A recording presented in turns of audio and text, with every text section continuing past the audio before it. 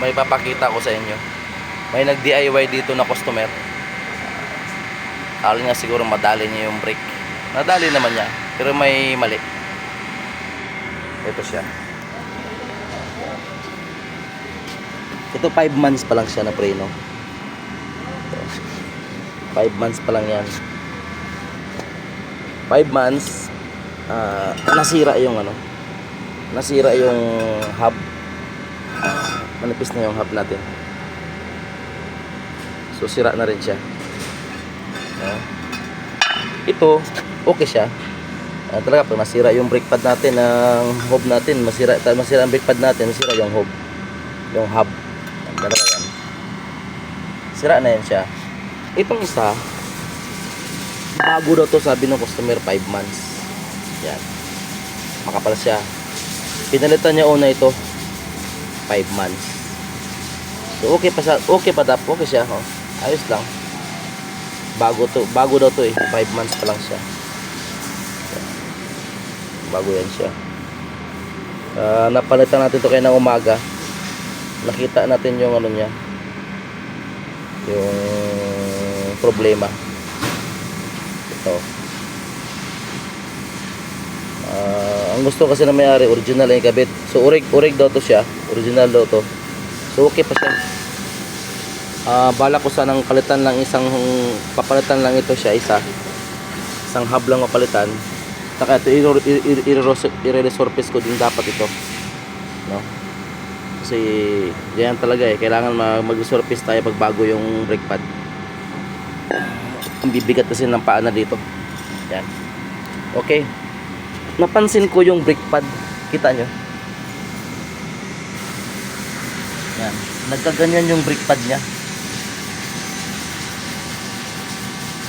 Tignan nyo. May naiwan na ano, kumantok. Kanto siya. Dalawa yan. Ayan. Nag-DIY kasi yung may-ari. So hindi niya napansin, ang problema na to, hindi niya napansin itong hub pala na bago na tong palit niya. Maiksi ito. Itong tinatamaan ng brake pad, maiksi. Ayan. Ipatayo natin yung brake pad. Ito siya. Yan. Ganyan yung forma niya. Yan. Yan. Yan, ganyan siya ang forma niya.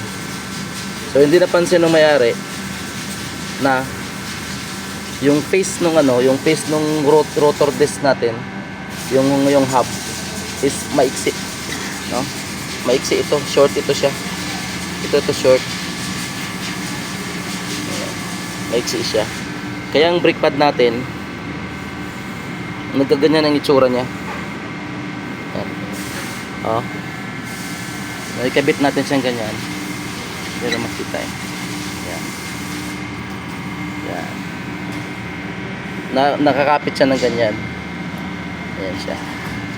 Nakakapit siya ng ganyan. Oh. Ayan. Nakakapit siya ng ganyan. Oh. So ang nangyari, pinakuha ko siya ng dalawang original na hub, dalawa tuloy. So ito nasayang lang siya. Nasayang lang. Yan. Nasayang lang to siya. So sa mga nagdi-DIY diyan, DIY, no? Sukatin natin yung hub natin. Kasi minsan may ibang modelo. Yan. Ito yung kanyang original. Sukatin natin ito. Itong pinalitan. Yan. Yan siya. Sukatin natin. Tingnan nyo. Oh. Tingnan nyo ang clearance. So kulang siya. Kulang. Kaya nagkaganito yung brake pad niya. No?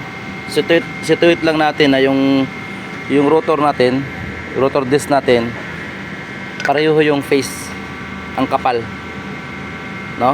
Ang kapal ng face na pag tumama yung brake pad, kuha niya lahat. Makuha niya lahat. Hindi kagaya nito.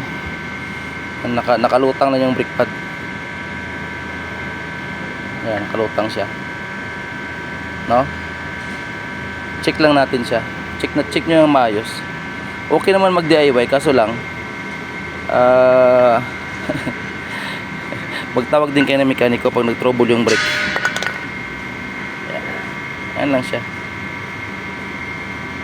Madali lang mag DIY. Okay? Yun lang muna.